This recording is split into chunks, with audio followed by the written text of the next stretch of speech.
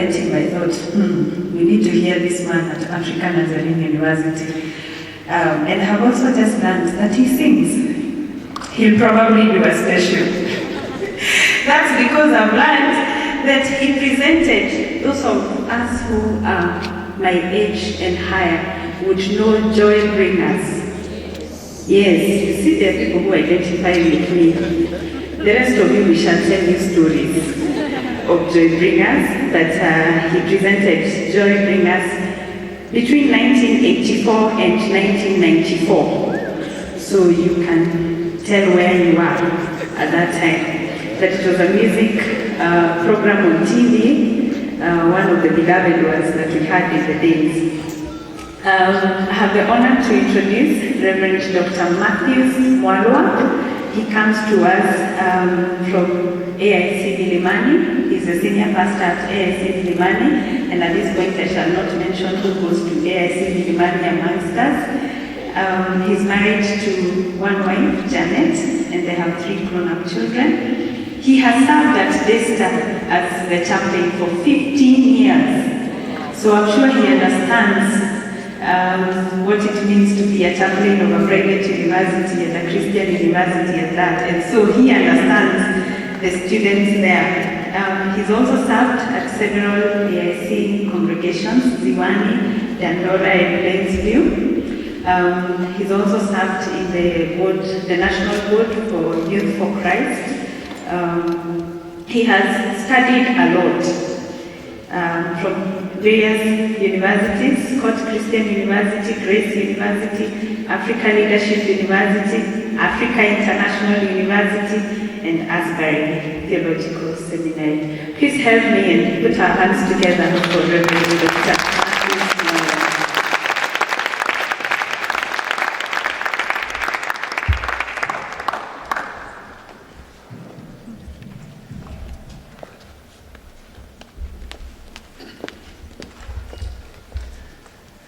Thank you, Rachel, for your kind introduction. I bring you greetings this morning in Jesus' name. Good morning. Good morning. I'm Jambo. I also want to join with congratulating those that go out of this university and find good things to do. And sometimes they are also found by those who are looking for good things.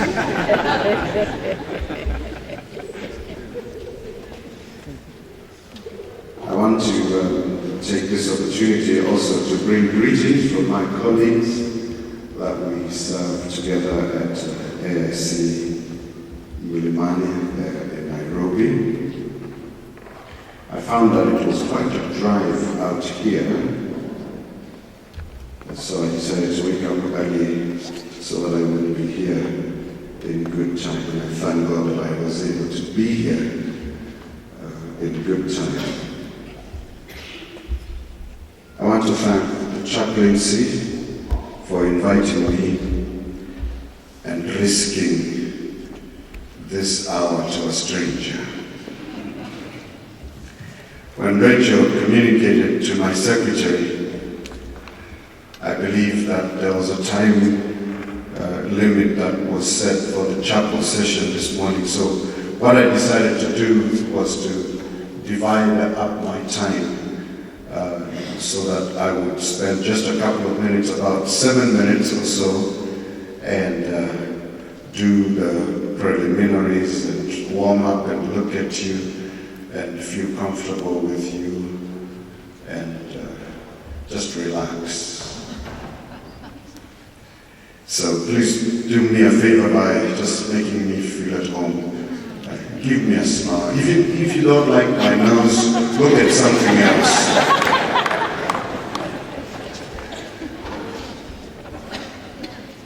Then I will spend about maybe 30 minutes or so, or less, engaging you in the subject that I was given, and as I walked in here, I saw the glare of it up front, your trimester theme taken from 1 Chronicles 12:32. And the verse reads, "And the children of Issachar, there were men who had an understanding of the times to know what Israel ought to do." I believe you know that the Old Testament was written in several languages like the Hebrew, Aramaic, and the Chaldean. And the word that is used here for understanding is a Hebrew word, benah, and it carries the meaning to have insight or to act with prudence. The root verb from which the word migrates has the meaning of separating something mentally and looking distinctly or distinguishing its parts. So that you look at something, you do it, separate it mentally, you dissect it, and you distinguish the parts. This is the kind of understanding that carries a form of intelligence, some bouts of wisdom, if you like, and degrees of infusion of skill. As if you have understanding, whereas facts must be understood, analytical skills are required to gain informed and balanced decisions. These fellows, the sons of Issachar, from having taken time and after being seasoned by the various means of acquisition, they came to a position in Israel where an understanding of the times formed part of their lifestyle. They lived at a time in the history of that, a little long, and we will not bore you with that, lived at a time when David needed to be brought and to be installed as king. And there were all kinds of groups of people, each group with their areas of giftedness and expertise. But there was this one group, the sons of Issachar, who understood the times. They were not what you would call timekeepers. They were not the bell ringers. But they understood what time it was. As a little schoolboy, I was a timekeeper in one of the schools, and I can say this now because my headmaster is not here. What I used to do, I would look at the watch, and if there was no teacher in the classroom and it was 5 minutes before lunchtime, I would push the clock, the 5 minutes, and then I would ring the bell. And of course, I would recover the time when we come from lunch. I would just push it back to its original hour, and I would ring the bell again. And some of the teachers were confused about that. But when they came and looked at the clock that I used, the clock was always right. But they didn't understand that I was not always right. The sons of Issachar are not those kinds of timekeepers. They understood, they scrutinized the times that they lived in. Coming to the New Testament, a good number of writers address this subject from similar perspective. Paul addresses the Ephesian church with a great concern about their cognitive ability. In Ephesians chapter 5 and beginning verse 15, allow me to read for you just a couple of verses down the road. He begins by saying, "Be very careful then how you live, not as unwise, but as wise, making the most of every opportunity, because the days are evil." And he says in verse 17, "Therefore, do not be foolish, but understand what the Lord's will is." Do not be foolish. A little later in chapter 6, Paul concludes his letter with interesting words. Allow me to submit to you that we all need to walk in that direction in our times. Paul understood our times as he understood his times.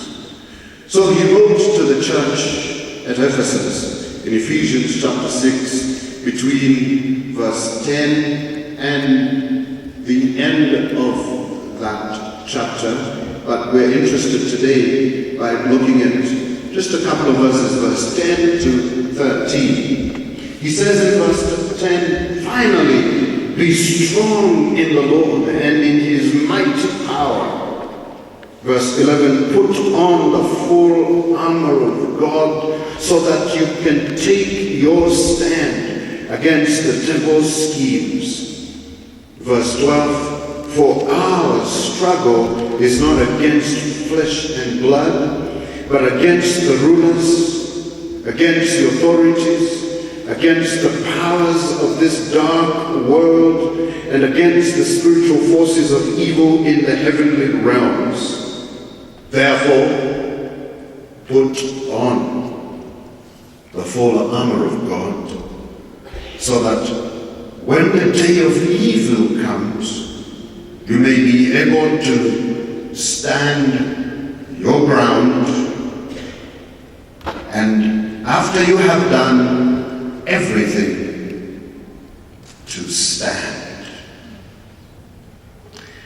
Kindly note with me that in verse 11, the call is to put on the full armor of God for the purpose of standing against the devil's schemes. I call this taking your stand. Would you do me a favor and just nudge your neighbor a little bit and see whether they're awake? Are they awake? Tell them, taking your stand.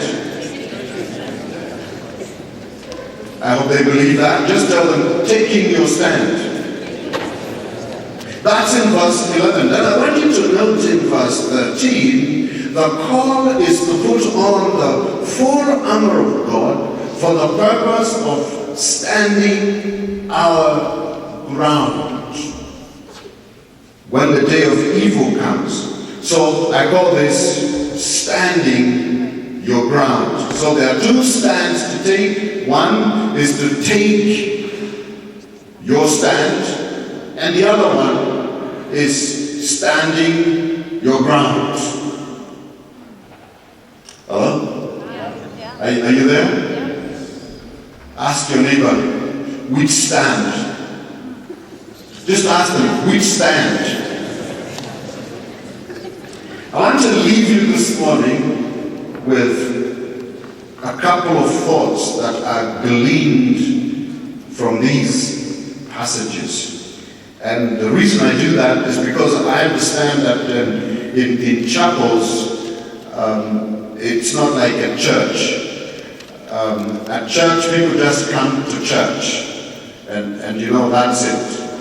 But at chapel, I understand that you come to chapel, there's a break, because you've got other things to do after this. Actually, in my university, one of the universities I attended, there was a red button right at the back where the preacher could see it. It began with green, you're good. Then it came to amber, it meant conclude. When the red light came on, it meant this: preacher, you can go on as long as you want, but we will be out of here. I'm aware of the fact that in all our situations, particularly in our learning institutions, we need to manage our time. So I just want to leave you with this gleanings of thought. In Ephesians chapter 5 and verse 15 to 17, where we read just a little earlier, Paul suggests that not possessing the ability to understand the times may amount to foolishness, or if you like, ignorance. That's why I said, walk as wise, not as unwise, and understand what the will of the Lord is for your time. Don't just wake up every day and live your life with ignorance. And by the way, I just discovered the other day that there are 4 forms of VIPs. Very important people in their own right, very informed people like ANU. And then I discovered some other VIPs, very ignorant people in their own right. There's a 4th group. I heard this on television not too long ago. Very important prisoner.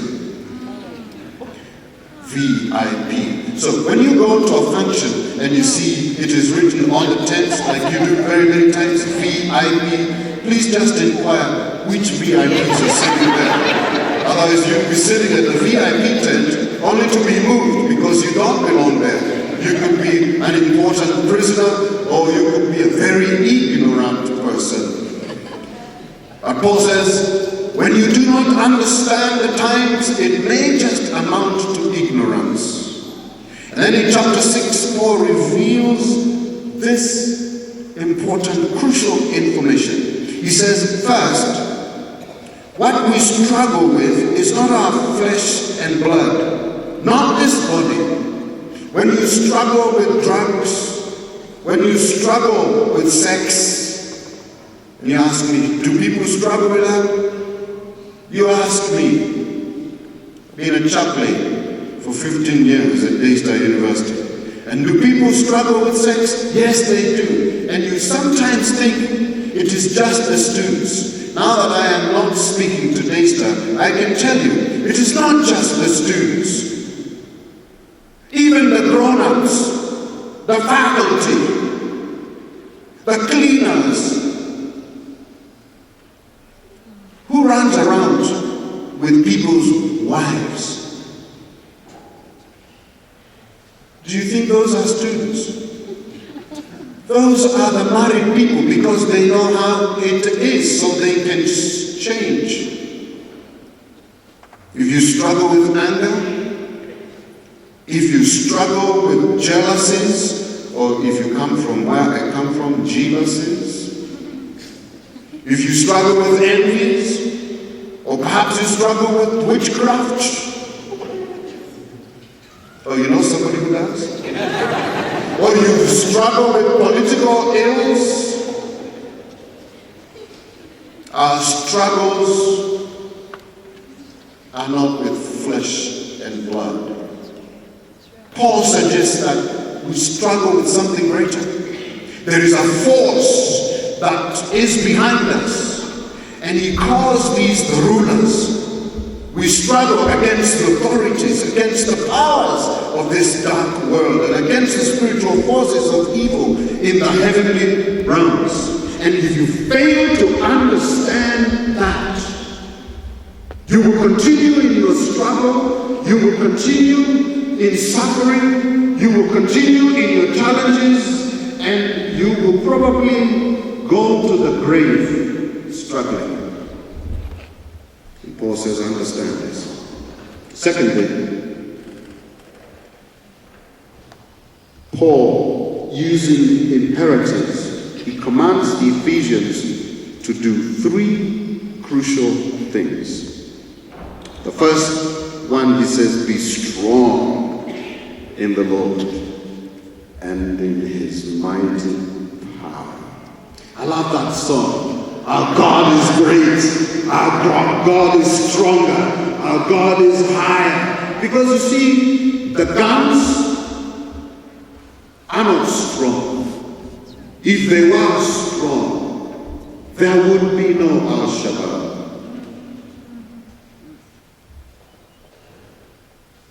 Our God is stronger.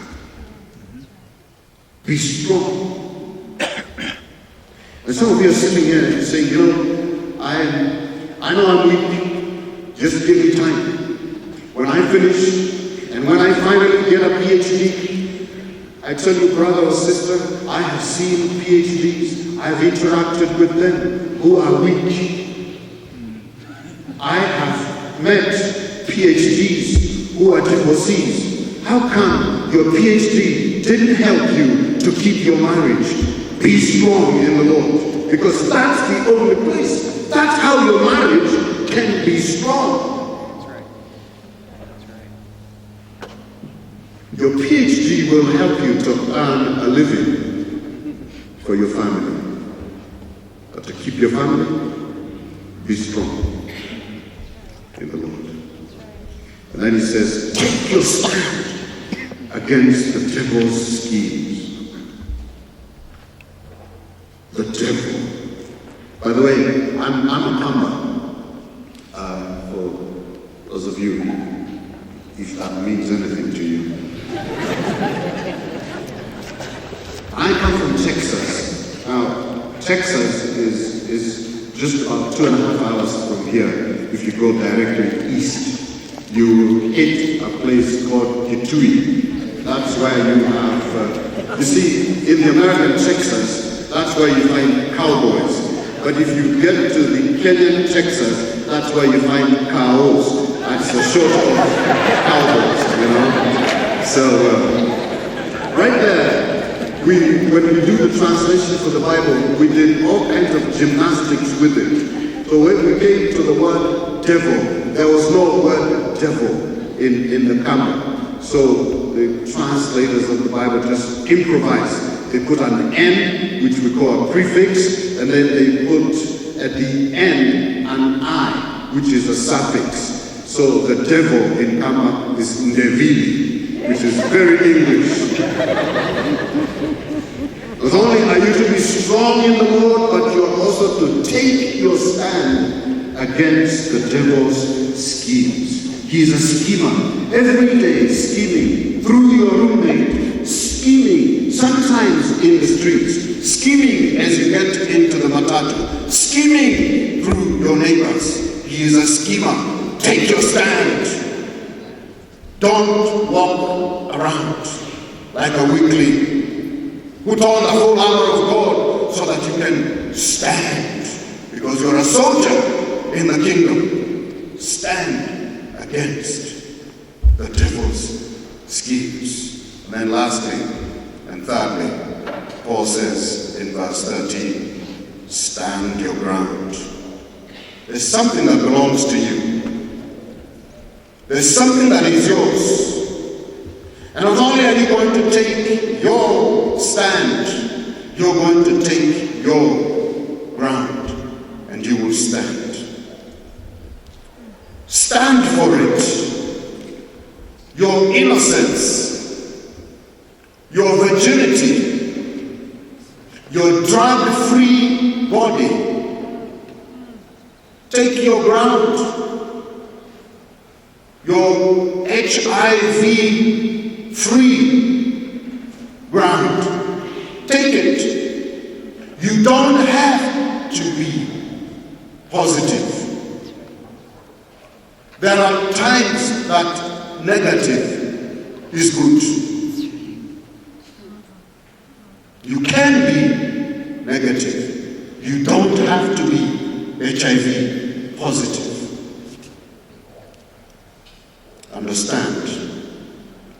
the times. And if you do, you will take your stand against the devil's schemes. You will stand your ground. God bless you.